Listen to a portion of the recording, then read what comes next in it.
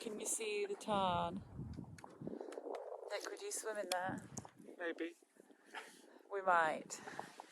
We've got our stuff.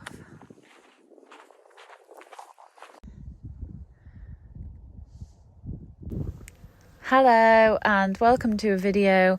We're not at Dale Farm in this one. As you can see, we're out and about in the mountains of the Lake District in Cumbria. And so I hope that you'll enjoy watching where we go and what we get up to. It really was a very spectacular day and it's definitely worth watching right until the end of the video.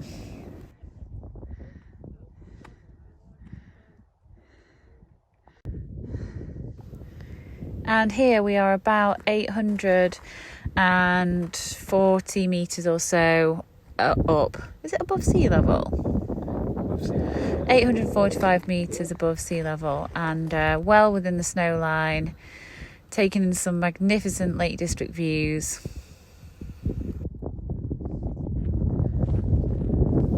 We weren't sure what to expect from this walk, and we are just wearing kind of fell running shoes.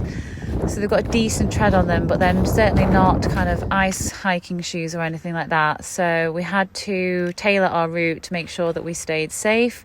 And definitely on our shopping list of things that we need is an ice axe and some ice spikes to go on our shoes, which would make us feel a hell of a lot safer out doing mountain routes like this. Also probably snowshoes as well, like the tennis racket style things we thought we might need at some point. We kind of are always on a bit of a budget, so we kind of cope with the bare minimum, but we always have to try and make sure that we stay safe. Everything's looking very blue. There's definitely ice in there, isn't there, floating around? Yeah. Last little bit. You excited? Yeah.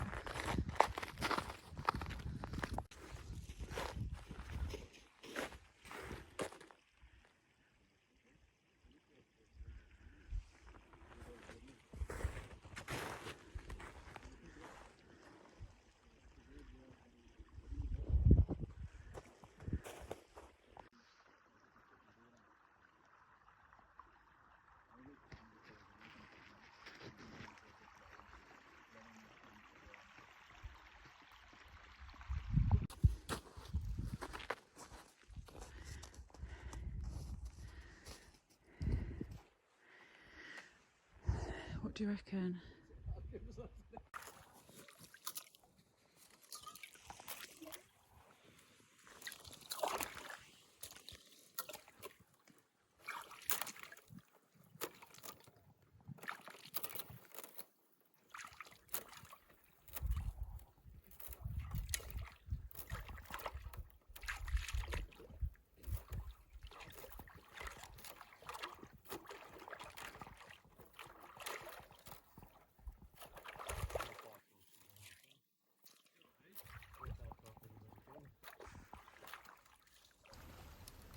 So as you can see here, the ice is only thin, but I did need to break the path with my hands before making my way through, because it can actually cut your legs, and it did actually cut my legs in a few different places just after I got in.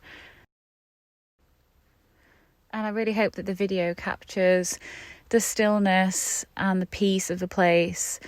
I did have to really focus on the task in hand in order to be safe in the water. I didn't have anything on my feet, on my hands or on my head, so it was quite cold, extremely cold on under my feet, and getting in the water standing on rocks was kind of tricky, but I was very focused. And then as soon as I set off swimming, it felt amazing.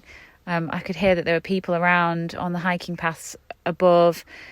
I could hear them talking and looking. I could see them looking, saying, "There's somebody in the water, what's she doing?"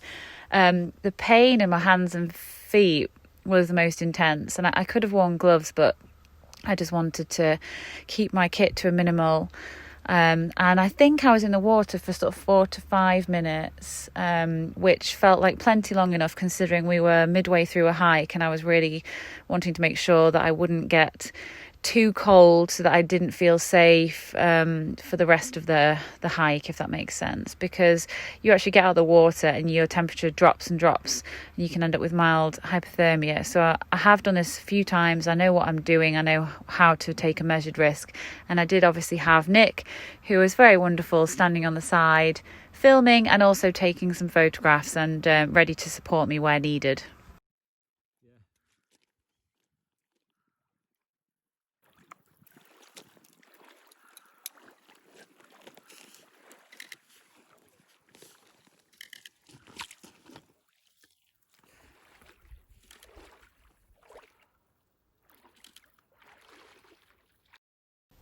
And here's a quick photograph of my knee and my ankle that were cut when I got out, and also the temperature.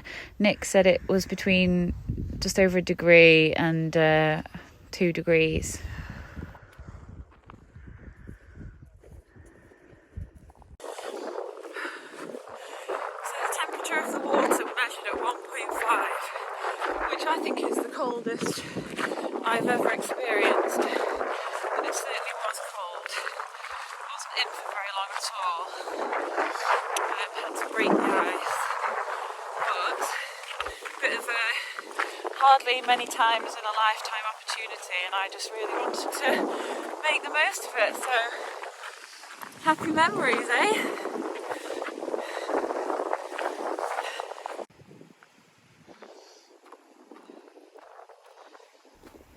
And then, with all of my gear on, as many layers as I was possibly carrying, we made our way back, and the clouds started to come down, and it wasn't long before we were back into the sort of slush and the out of the snow line and heading home just as the sun was setting at about 3:20, 3:30. It really was a magical and memorable day. I hope you enjoyed it. Thanks for watching. Bye.